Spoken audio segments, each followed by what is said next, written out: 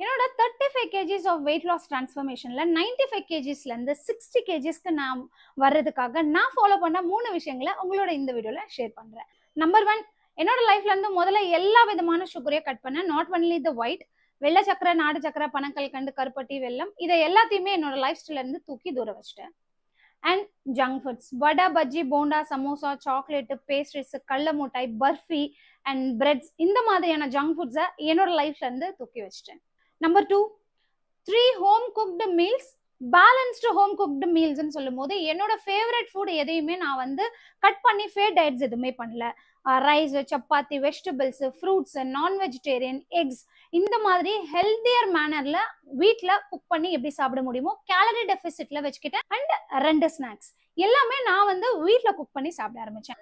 Daily minimum of 30 minutes வாக்கிங்கும் நான் compulsory பண்ண ஆரம்பிச்சேன். Number 3, consistency.